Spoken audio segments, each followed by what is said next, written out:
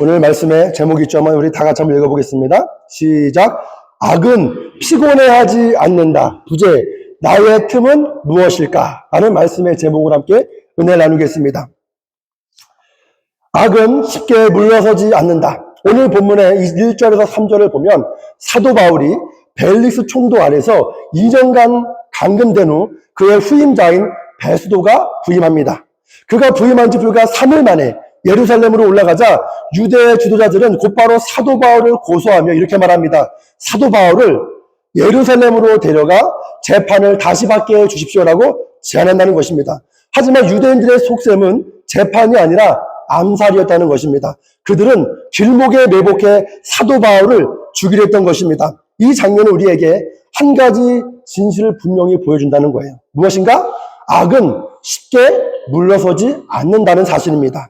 사도 바울을 죽이려 금시까지 결심했던 40인의 음모는 24장에서 벨리스 총독 시절에 실패로 끝났지만 그로부터 2년이 지난 지금까지도 그들은 포기하지 않았습니다. 기회를 엿보던 그들은 새 총독 베스도가 부임하자마자 다시 같은 시도를 꺼내던 것입니다. 여러분 반드시 기억하십시오. 악의 세력, 사단의 세력, 나의 원수는 쉽게 지치지 않는다는 것입니다. 신앙생활뿐만 아니라 세상 속에서도 그들은 졸지도 자지도 않습니다.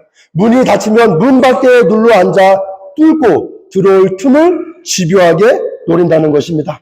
여러분, 악의 세력, 사단의 세력은 참을성이 많습니다. 졸지도 자지도 않으며 문이 닫히면 바깥에서 눌러 앉아 뚫고 들어올 기회를 기다린다는 거죠. 아담의 아들 가인을 보십시오. 그가 동생 아벨을 시기할 때 그 시기의 마음을 타고 시기심을 타고 사단이 들어옵니다. 하나님께서 가인에게 말씀하십니다. 죄가 문에 엎드려져 있느니라. 죄가 너를 원하나 너는 죄를 다스려라. 이 말씀은 죄가 우리 앞에 도사리고 있으며 사단이 역사할 틈을, 마귀가 역사할 틈을 끊임없이 노린다는 경고하는 거죠. 오늘날 우리도 마찬가지입니다. 죄가, 악한 마음이 마음속에 움트고 있을 때 성령께서 우리에게 미리 조명하시고 경고하십니다. 이렇게 하지 말아라. 그런 마음 품지 말아라. 지금 멈춰야 한다. 우리가 그 하나님의 음성을 듣고 순종하는 자는 죄를 다스릴 수 있습니다. 시편 말씀은 우리에게 이렇게 말합니다. 이스라엘을 지키시는 이는 졸지도 아니하시고 주무시지도 아니하시리로다. 하나님께서 졸지도 주무시지도 않으시는 것처럼 사단의 세력 또한 끊임없이 우리의 틈을 노리고 있다는 것입니다. 죄의 문제는 단순한 인간의 의지의 문제가 아니라 악한 영들이 실제로 역사하는 영적인 전쟁의 문제라는 거죠. 우리가 하나님이 주시는 영적인 이 각성, 조명이 없으면 나 자신도 모르는 사이에 나도 죄를 짓고 악을 행하게 된다는 거죠. 내가 알고 지은 죄보다, 우리가 중요한 것은 내가 알고 지은 죄보다 알지 못하고 지은 죄가 더 많다는 사실을 깨닫는 것이 바로 하나님의 은혜라는 거예요. 여러분, 그러면 우리는 늘 깨어 있어야 합니다. 악의 세력은 지치거나 피곤해하지 않기 때문입니다. 이토록 끈질긴 악의 세력 앞에서 우리는 스스로에게 물어봐야 합니다. 나는 믿음 안에서 얼마나 오래 견딜 준비가 되어 있는가? 단순히 한두 번의 결단이나 몇 번의 뜨거운 예배, 감정의 고조만으로는 결코 우리는 버틸 수 없습니다. 왜냐하면 우리를 무너뜨리려는 사단의 세력은 일시적인 감정이 아니라 오랜 전략과 끈질긴 인내로 움직이기 때문입니다. 악한 자들이 오늘 본문에서 2년, 3년, 10년이라도 기다릴 수 있다면 우리도 끝까지 견디는 자가 되어야 하지 않겠습니까? 여러분 꼭 기억하십시오. 믿음이란 무엇인가? 믿음이란 무엇인가? 믿음이란 감정이 아니라 오랜 시간 지속되는 의지의 싸움이며 가장 어두운 순간에도 여전히 하나님을 선택하는 태도가 바로 믿음이다라는 것이죠.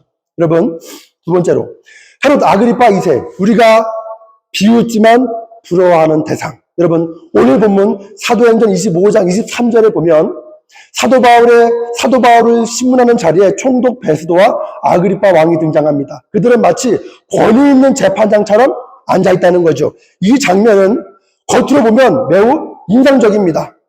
왜냐하면 화려한 옷을 입고 높은 자리에 앉은 권력자, 하지만 결국은 복음을 거절한 자, 예수님을 믿지 않는다면 우리는 생각하죠. 그 모든 것이 무슨 속인가? 이게 무슨 소용인가라고 우리가 말할지도 모르겠습니다. 그러나 그 조롱 속에 우리의 마음 한켠에서는 이런 소리가 들릴지도 모릅니다. 어떤 소리냐? 나도 한 번은 저렇게 살 수만 있다면, 나도 한번 저렇게 보았다면, 겉으로는 이게 무슨 마음인가 하면 겉으로는 아그리빠의 삶을 헛되다고 평가하면서도 속으로는 그의 부귀영화를 부러워하고 있는 내 자신을 발견하게 된다는 것입니다. 여러분, 그가 누리는 세상적 평안과 안락, 걱정 없이 살아가는 듯한 모습이 우리는 부럽습니다. 믿음 안에서 평안을 말하면서도 세상의 평안에 우리의 눈이 가는, 우리의 내면의 틈이 드러나는 순간이라는 거죠. 사탄은 이런 틈을 결코 놓치지 않습니다. 화려함에 대한 동경, 편안함에 대한 갈망, 세상적 성공에 대한 욕망, 이 모든 것은 곧바로 사단이 역사할 수 있는 틈이 된다는 것입니다. 그 틈은 작을 수도 있지만 악은 지치지 않고 포기하지 않고 끈질기게 그 틈을 파고듭니다. 아그리빠를 보며 드는 이중적 마음이 있습니다. 조롱과 동경이 교차하는 그 순간 우리는 우리 자신에게 한번 물어봐야죠. 나의 틈은 어디인가? 나는 어떤 갈망, 어떤 욕망 앞에서 지금 내가 영적으로 방심하고 있는가? 여러분, 악의 세력은 하루 이틀의 유혹이 아니라 오랜 전략과 인내로 우리를 노리고 있다는 것입니다. 그렇다면 믿음도 감정이 아닌 오랜 싸움의 자세여야 한다는 거죠.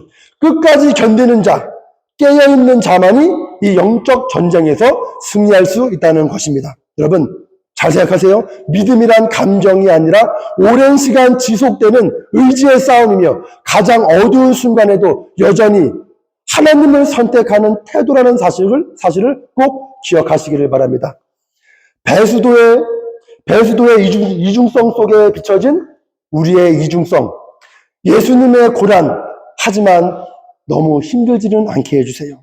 여러분, 우리가 크리스천이라면, 정상적인 올바른 크리스천이라면 누구나 고백합니다. 저는 주님의 길을 따르겠습니다. 주님도 우리에게 말씀하셨죠? 누구든지 나를 따르려거든 자기를 부인하고 자기 십자가 지고 나를 따라라.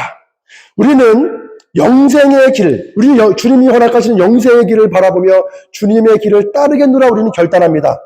하지만 우리가 정직하게 말하면 그 길에 고난이 따를 때, 주님을 따르는 길에 고난이 따를 때, 신앙생활할 때 우리가 고난이 따를 때 우리의 내면에서 이렇게 속삭입니다. 주님, 이 고난이 너무 오래가지 않았으면 좋겠습니다.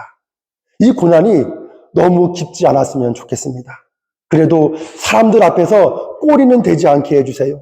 실패자처럼 낙오자처럼 보이고 싶진 않습니다. 저도 이 땅에서 멋지게 당당하게 살고 싶습니다. 적어도 무시받지 않는 인생이 되고 싶습니다. 여러분, 이런 마음이 곧 죄는 아닙니다.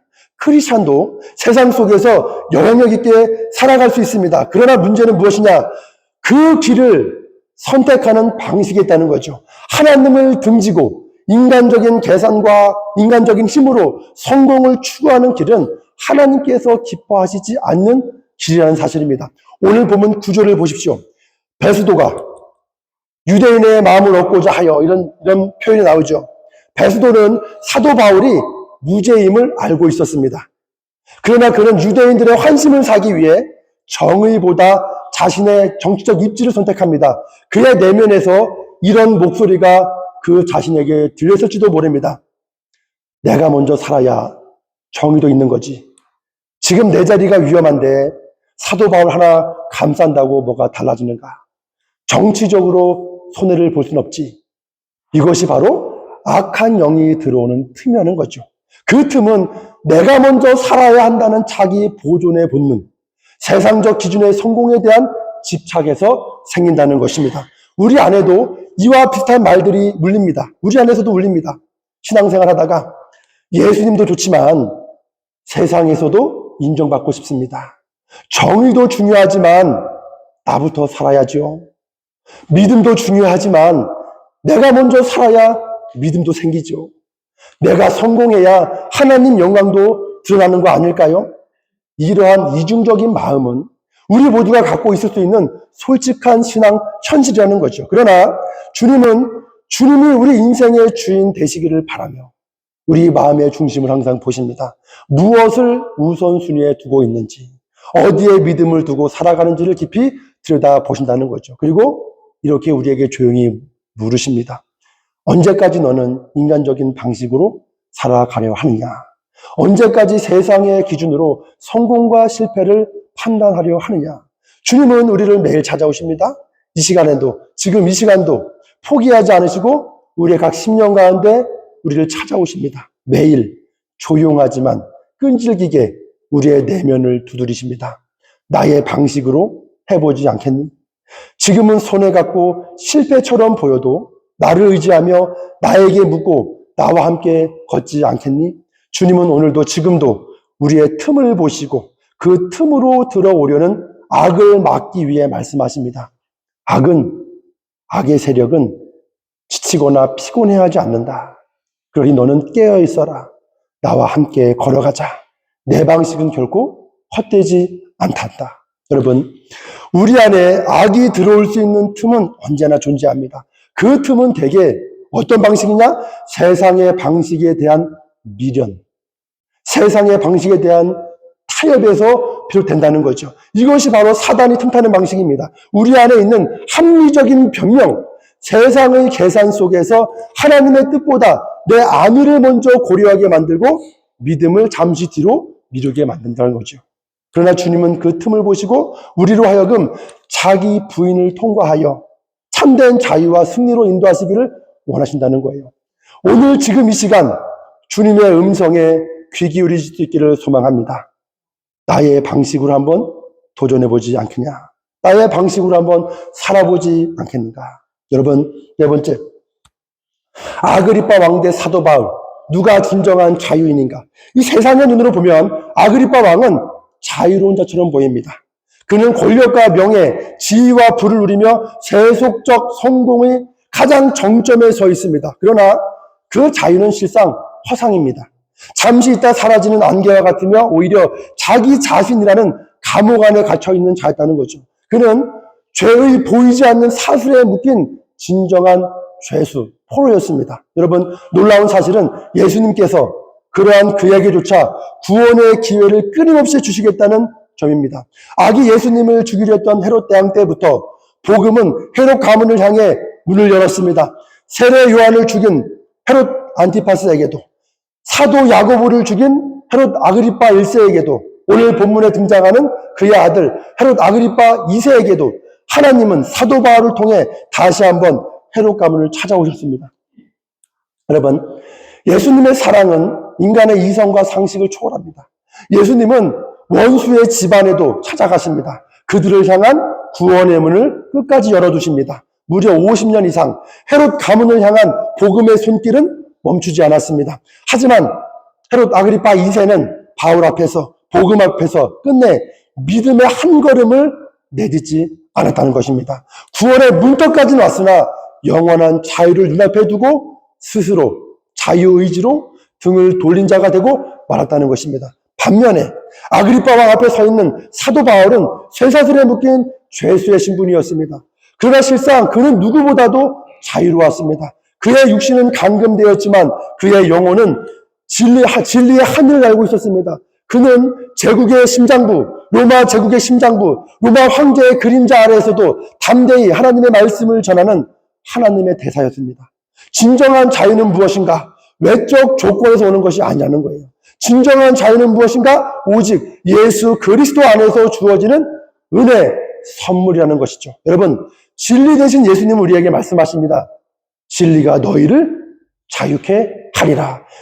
하나님이, 예수님이 우리를 자유케 하리라. 이 말씀은 단순한 위로나 철학적인 선언이 아니라 우리의 실조를 꿰뚫는 진리라는 것입니다. 그래서 우리는 스스로에게 반드시 물어봐야 합니다. 무엇을 물어봐야 되는가? 내 신앙생활은 나는 예수님을 단지 이해 가능한 하나의 개념으로 받아들이는가? 아니면 내 존재 전체를 맡길 수 있는 살아계신 실체로 내가 예수님을 지금 믿고 있는가? 많은 사람들이 신앙생활 할 때 이런 말을 많이 합니다. 많이 듣죠? 하나님께 맡기세요. 근심 걱정 있으면 걱정을 십자가 아래 내려놓으세요. 하지만 솔직히 말해서 우리는 정말 그렇게 하고 있습니까? 더 정확히 말하면 우리가 그렇게 할 수 있습니까? 사실 입술로는 맡긴다고 하면서도 마음 한편에서는 끈질기게 그것을 우리가 붙들고 있습니다. 또한 이 걱정과 근심이 맡기려고 해도 떨어지지도 않는다는 거예요. 내가 하나님께 내 근심 맡깁니다 해도 이 근심이 떨어져 나가지도 않는다는 거예요. 여러분, 기도하면서도 우리는 응답을 의심하고 과연 이게 응답이 될까? 맡긴다고 해놓고도 내가 다시 그것을 끌어안는다는 거죠. 이것이 바로 무엇이냐? 믿음 없는 신앙인의 비극이라는 거예요. 우리는 자유를 원하면서도 자유를 주시는 분을 신뢰하지 못한다는 것입니다. 여러분, 믿음이란 무엇이냐? 믿음은 행동하기 이전에 존재라는 거예요. 이게 무슨 말인가? 내가 맡긴다는 행위보다 먼저 하나님이 정말 살아계신 분으로 믿어지는 것이 중요합니다. 마치 눈앞에 계신 것처럼 내 삶 가운데 실제로 함께 하시며 일하시는 하나님을 인격적으로 믿는 것, 그 믿음이 진짜 믿음의 시작이라는 거죠. 내가 믿겠다고 내가 기도하지만 내 기도 맨 끝에서 작게 울리는 소리 과연 될까? 이 불신이 생긴다는 거죠. 하나님이 살아계심을 믿지 못한다면 그분께 인생을 맡긴다는 말은 결국 허공을 향한 외침일 뿐입니다. 그래서 우리는 항상 이렇게 기도해야 합니다. 주님, 진심으로 주님을 믿고 싶습니다. 믿고 싶습니다. 믿음을 주세요. 또한 진심으로 맡길 수 있는 믿음을 주옵소서. 정말로 내려놓을 수 있는 믿음을 주옵소서. 여러분, 기도한다고 해서 즉시 기쁨이나 평안이 몰려오는 것이 아닙니다. 오히려 더 큰 혼란과 내면의 싸움이 시작될 수 있습니다. 왜냐하면 이 믿음의 여정이란 무엇이냐? 믿음은 믿어지지 않는 내가 믿고 싶지만 믿어지지 않는 내 자신과의 싸움이기 때문입니다. 진정한 믿음의 도전은 외부의 상황이 아니라 내 안에 있는 의심, 자기 중심성, 불신과의 끊임없는 싸움입니다. 이 틈이야말로 악이 파고드는 자리이며 악은 결코 지치거나 피곤해하지 않습니다. 우리의 작은 틈을 놓치지 않고 끈질기게 파고듭니다. 그래서 우리는 날마다 깨어서 우리 심령에 물어야 한다는 거죠. 나는 누구의 종인가? 그리고 나는 지금 자유로운 사람인가? 오늘도 주님은 조용히 우리에게 묻습니다. 아그리빠 왕처럼 겉으로는 자유로워 보이지만 죄에 묶여 살아가는 자가 아닌가? 아니면 사도 바울처럼 외적으로는 속박당하지만 진리 대신 주님 안에서 나는 진정한 자유를 내가 지금 누리고 있는가? 주님이 우리에게 끊임없이 물어보신다는 거예요. 여기서 우리에게 한 가지 우리가 질문해야 할 것이 하나 있습니다. 무엇이냐면 예수님을 따른다고 말하면서 우리는 한편에서 아그리빠 왕 같은 이 삶을 내가 갈망하고 욕망하고 있지는 않은가? 우리 자신에게 우리가 정직하게 물어야 할 것은 무엇이냐면 혹시 우리는 입술로는 예수님을 부르면서도 마음 깊은 곳에서는 아그리빠 왕처럼 살기를 꿈꾸고 있지 않은가입니다. 예수님을 따른다고 고백하면서도 그분이 우리의 지갑, 우리의 경력, 내 인간관계, 자녀 교육, 성공, 욕망까지 예수님께서 간섭하려 들 때는 한 발 물러서 버리진 우리가 않습니까? 여러분, 우리는 예수님을 따르겠습니다라고 말합니다. 하지만 정작 그분이 우리 삶의 실제 주인이 되려는 순간 우리는 예수님을 다시 도움을 주는 구세주의 자리로만 밀어넣습니다. 다시 말하면 주인 되신 예수님이 아니라 도움이 예수님을 원한다는 거죠. 필요할 때마다 불러내 내 도움을 받는 램프 속의 진이처럼 여기고 있는 건 아닐까? 우리는 아그리빠가 복음을 거절한 것을 쉽게 비난합니다. 하지만 정작 우리 입술에도 이런 기도가 터져 나오진 않습니까? 주님, 저도 사도 바울처럼 복음을 전하겠습니다. 그러나 제 삶은 아그리빠 왕처럼 편안하게 해주세요. 너무 힘들지 않게, 너무 손해보지 않게 해주세요.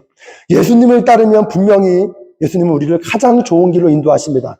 그러나 그 길은 항상 편안하고 쉬운 길만은 아니라는 거예요. 오히려 자기를 부인하고 믿음으로 감내해내야 하는 십자가의 길일 때가 종종 있습니다. 하나님은 복을 주시지 않는 분이 아니라 복을 감당할 수 있는 사람으로 먼저 우리를 다듬어 가신다는 거예요. 그러나 우리 안에는 여전히 이런 마음이 숨쉬고 있을 수 있습니다. 어떤 마음이냐? 십자가는 전하고 싶지만 내 자아는 내려놓고 싶지 않은 마음. 하늘의 말씀은 내가 담고 싶지만 여전히 세상의 그릇 안에 담고 싶은 욕망. 예수님의 말씀은 따르되 실상 아그리빠의 방식과 그 삶을 흠모하는 내면의 충돌. 어쩌면 우리 안에는 아직도 작은 아그리빠와 작은 베스도가 살고 있는지도 모릅니다.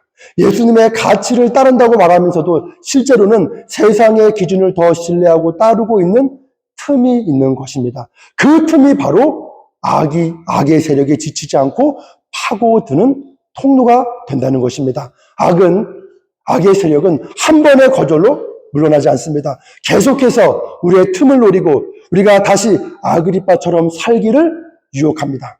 악은 피곤해하지 않습니다. 그러나 우리는 쉽게 피곤해하고 쉽게 타협한다는 거죠.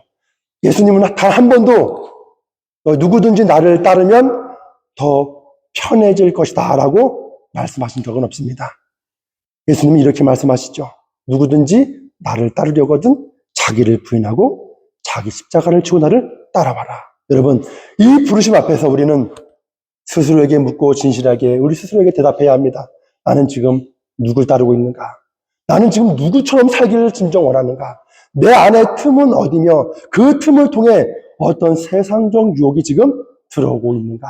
여러분, 악의 세력은 결코 쉬지 않지만 하나님의 은혜도 결코 멈추지 않습니다. 우리가 그 은혜 앞에서 솔직하게 자기를 부인할 때 그분은 우리를 진정한 제자의 길로 이끌어 가시는 줄 믿습니다.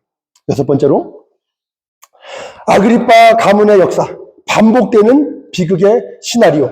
아그리빠 왕 2세는 단순한 한 개인, 한 사람이 아닙니다. 그는 죄와 악에 물든 한 헤롯이라는 이 가문의 역사를 대변하는 인물이었다는 거죠. 여러분, 그의 증조부 헤롯 대왕은 악이 예수님을 죽이려 했고, 작은 할아버지 헤롯 안티파스는 세례 요한의 목을 베었으며, 아버지 헤롯 아그리파 1세는 사도 야고보를 죽인 뒤 벌레에 물려 죽음을 맞이한 사람입니다. 이처럼 이 헤롯 가문은 복음 앞에서 반복적으로 거절하고 저항하며 이 비극의 굴레를 벗어나지 못한 집안이었습니다. 그리고 오늘 본문에 나오는 헤롯 아그리파 2세, 그는 폭력적 살인, 그들의 조상처럼 폭력적 살인은 저지르지 않았지만 그 4명 깊숙한 곳에서 예수님과 복음을 그 역시도 거부했다는 거죠. 요세푸스라고 하는 역사학자가 있습니다. 아그리파 2세가 그 역사학자는 무엇을 조사했냐면 헤롯 아그리파 2세가 자신의 여동생인 베니게와 부적절한 관계를 맺고 있었다는 것입니다. 더 직접적으로 얘기하면 자신의 친여동생하고 결혼했다는 거예요. 친여동생을 자기 아내로 삼았다는 거죠. 이 근친상간은 고대 로마와 유대 사회 모두에서 엄중히 금기시된 죄였습니다. 그가 겉으로 보이는 폭력이나 죄악을 행하지 않아 사람들의 눈에는 덜 드러났지만, 그의 죄된 모습이 덜 드러났지만 숨겨진 죄는 때때로 더 무섭고 위험하다는 것입니다. 왜냐하면 겉으로 드러난 죄는 때로 회개를 촉구하는 자극이 되지만 숨겨진 죄는 자기 기만 속에서 깊이 뿌리내려 우리의 영혼을 조금씩 좀먹기 때문입니다. 여러분, 빌라도는 예수님 재판 당시 이 사람에게서 죄를 찾을 수 없다고 말하며 자신의 책임을 회피했습니다. 그는 최소한의 양심의 가책이라도 있었지만 아그리파 2세는 복음을 듣고도 회개하지 않았습니다. 그의 마음은 복음 앞에서 찔렸지만 끝내 마음의 문을 열지 않았다는 것입니다. 진리를 알면서도 거부했고 하나님이 아닌 로마 황제에게 충성하며 결국 예루살렘 멸망에 협조하는 삶을 살았다는 것입니다. 여러분, 우리가 한 가지 분명히 구별해야 될 것은 진리 대신 예수님을 아는 것만으로는 구원이 아닙니다. 그 진리 대신 예수님을 삶의 중심에 두고 받아들여야 구원이 이루어진다는 거죠. 진리 대신 예수님이 우리 삶을 이끌 때만 그 진리가 우리를 살려낸다는 것입니다. 여러분, 또 다른 질문이 있습니다. 무엇이냐? 혹시 우리는 이렇게 생각하며 살고 있지 않습니까? 나는 죄인이긴 하지만 나는 약간만 더러운 죄인일 뿐이다. 여러분, 신앙적으로 세상에서 가장 위험한 죄인은 자신의 죄가 심각하지 않다고 믿는 사람, 나는 그렇게 심한 죄인이 아니라고 믿는 사람이 가장 위험하다는 거예요. 자신에게 죄가 없다고 착각하는 사람도 위험하지만 자신의 죄를, 나의 죄성을 그리 심각하지 않은 죄로 여기는 사람도 마찬가지로 위험하다는 것입니다. 왜냐하면 그런 사람도 결코 진정한 회개의 자리로 나아가지 않기 때문입니다. 완전한 어둠은 빛을 간절히 갈망하게 만듭니다. 그러나 적당히 어두운 사람은 빛이 필요 없다고 착각합니다. 어둠 속에 있으면서도 자신이 어둡다는 사실조차 깨닫지 못한 채 살아간다는 것입니다. 아그리빠 왕이 바로 그런 사람이었습니다. 그는 복음을 듣고도 자신의 죄가 그리 심각하지 않다고 생각했습니다. 그렇다면 우리의 모습은 어떻습니까? 사도 바울은 자신을 향해 이렇게 고백합니다. 우리가 다 잘 아는 고백 있죠? 나는 죄인 중에 괴수라. 하지만 우리는 이렇게 말할 수 있습니다. 나는 죄인이긴 해. 하지만 괴수는 아니야. 복음은 우리의 이런 작은 죄, 작은 죄책감을 찔러서 철저한 회개로 이끌어 간다는 거예요. 나는 약간만 더러운 죄인이라는 생각 자체가 바로 사단의 틈, 속임수라는 거죠. 작은 죄라고 여기는 마음은 내 죄가 하나님의 아들이 죽으실 만큼 심각한 것이 아니라는 위험한 착각으로 이어지기 때문이라는 것입니다. 여러분, 우리는 사도 바울의 고백이 너무 멀게 느껴질 수 있습니다. 하지만 중요한 것은 사도 바울의 신앙이 깊어지면 깊어질수록 그가 깨달은 진실은 무엇인가? 사도 바울은 자기 안에 있는 무엇을 발견했는가? 작은 아그리빠. 자기 자신 안에 있는 작은 헤롯을 보았기에 내가 죄인 중에 괴수라고 고백할 수 있었다는 것입니다. 여러분, 우리 안에도 여전히 작은 헤롯, 작은 아그리빠, 작은 베스도가 살아있을 수 있습니다. 어떤 작은 헤롯이냐? 작은 교만, 작은 자랑, 작은 정욕, 작은 무관심, 작은 거절, 작은 변명, 작은 거짓말, 작은 핑계들, 이 작은 죄들이 모여 결국 예수님을 외면하게 만드는 내면의 흐름을 만들어 간다는 것입니다. 구원의 기준은 죄의 크고 작음에 있지 않습니다. 본질적인 질문은 이것입니다. 내 안에 죄의 문제가 아니라 예수님이 계신가? 아니면 계시지 않는가라는 거죠. 요한일서 2장 5절은 우리에게 이렇게 말씀합니다. 하나님은 빛이시라. 그에게는 어둠이 조금도 없으시다. 고린도후서 6장 14절에 이렇게 얘기합니다. 의와 불의가 어찌 함께하며 빛과 어둠이 어찌 사귈 수 있겠느냐라고 우리에게 말씀하신다는 거죠. 악은 결코 피곤해하지 않고 우리 안에 작은 틈을 노립니다. 그러나 그 틈을 발견하고 우리가 철저히 회개하며 예수님께 돌이킬 때 그분은 우리 안에 빛으로 임하시어 모든 어둠을 몰아내신다는 것입니다. 결론적으로 나는 누구의 모습으로 지금 살고 있는가? 하나님은 세상의 권력이나 눈부신 외형에 하나님은 감탄하지 않으십니다. 하나님께서 진정으로 기뻐하시는 것은 화려한 왕이 앉아있는 왕좌가 아니라 죄인 하나가 회개하여 예수님을 만나고 하나님의 뜻을 깨달아 믿음의 길을 걷는 순종의 그 한 걸음을 하나님이 기뻐하신다는 것입니다. 예수님께서 우리에게 말씀하십니다. 하늘에서는 스스로 의롭다고 여기며 회개의 필요를 느끼지 않는 의인 99보다 자신의 죄를 깨달은 죄인 한 사람이 회개하는 것을 더 기뻐하신다. 여러분, 그런데 오늘날 교회는 종종 총독 베스도나 아그리빠 왕 같은 사람들을 단상에 세우고 그들에게 박수를 보냅니다. 반면에 사도 바울과 같은 이는 비현실적이라며 외면할 때도 있습니다. 이러한 모습이 어쩌면 우리 마음속에도 있는 것은 아닐까요? 우리는 세상에서는 총독 베스도처럼 보이기를 원하고 믿음 안에서는 아그리빠 왕처럼 누리기를 바라지만 하나님은 우리에게 사도 바울처럼 살라고 부르십니다. 우리 아버지 되신 하나님께서 자녀들에게 원하시는 것은 세상에서의 성공이 아니라 예수님으로 가득 채워진 인생을 원하신다는 것입니다. 여러분, 마지막으로 제가 중요한 말씀을 드리고 마치겠습니다. 어떤 말씀이냐? 고난 중에 있는 모든 분들께 꼭 드리고 싶은 질문으로 오늘 말씀을 마치고자 합니다. 오늘 본문을 통해서 어떤 질문이냐? 여러분, 혹시라도 고통에서 벗어나는 것보다 더 중요한 질문이 있습니다. 왜 이런 고통이 나에게 왔는가? 여러분, 이 질문을 꼭 해보셔야 됩니다. 아무리 기도하고 간절히 애원해도 내 삶 속에서 이 고통에서 내가 벗어나지 못할 때가 있습니다. 하나님께서 그 고통을 거두어가지 않으실 때 우리는 단지 하나님 고통에서 벗어나게 해달라는 기도에만 머물지 말고 하나님께 그 고통의 고난의 진정한 이유를 우리는 하나님께 물어야 할 필요가 있다는 것입니다. 빌립보서 1장 12절 이하에 이렇게 얘기하죠. 형제들아, 내가 당한 일이 도리어 복음 전파의 진전이 된 줄을 너희가 알기를 원하노라.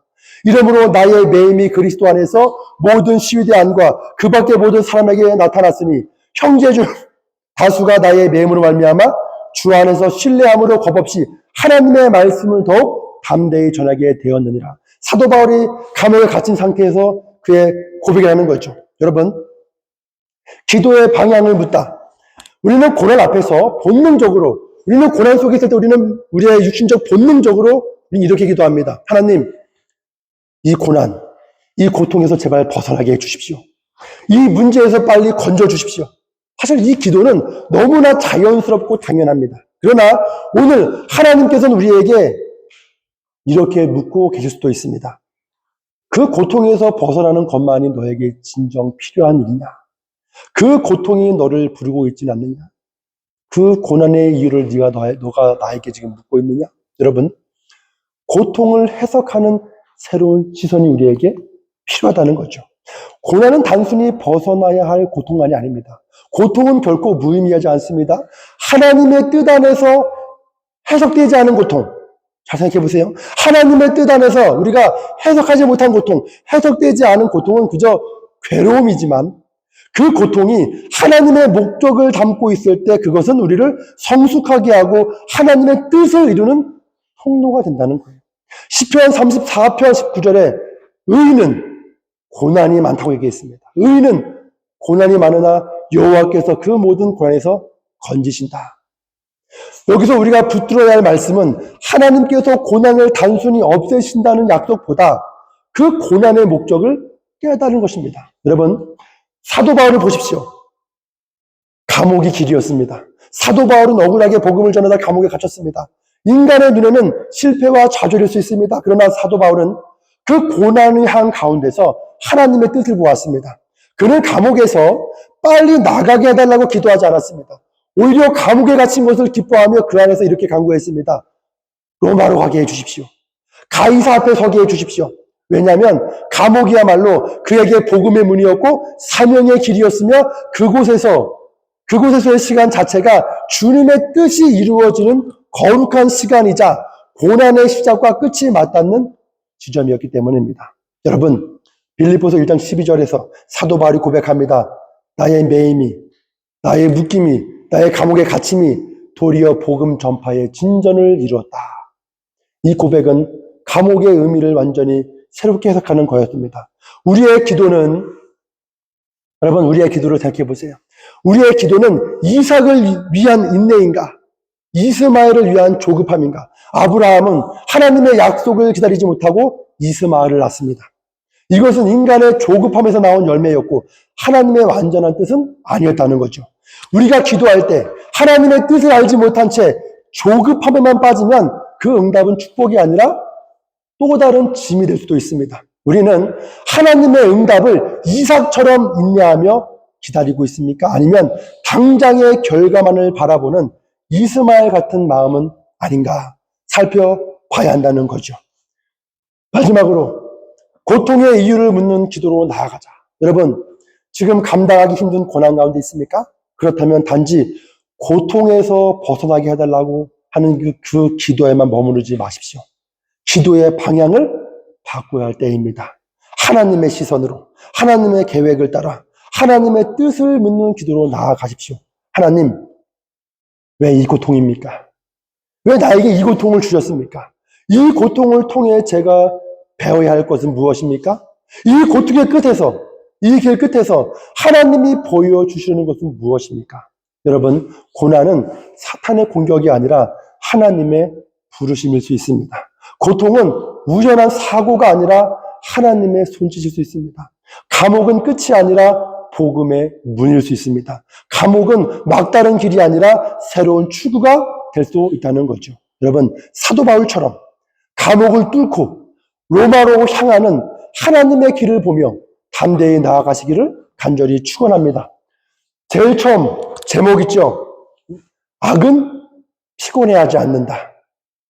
부제, 나의 틈은 어디인가? 여러분, 악은 피곤해하지 않는다. 문제는 우리가 피곤할 때입니다.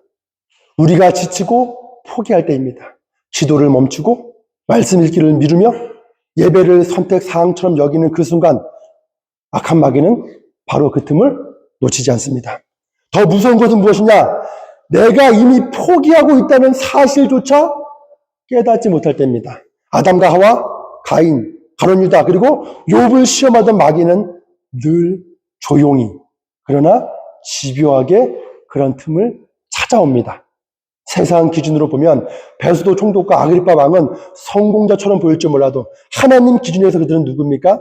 복음을 듣고도 돌아선 자들입니다. 반면에 쇠사슬에 묶인 사도 바울은 실패자처럼 보였지만 그는 끝까지 예수님을 붙든 승리자였습니다. 여러분, 이 말씀 꼭 기억하세요. 예수님이 말씀하셨죠. 끝까지 견디는 자는 구원을 받으리라. 여러분은 지금 어디쯤에 서 계십니까?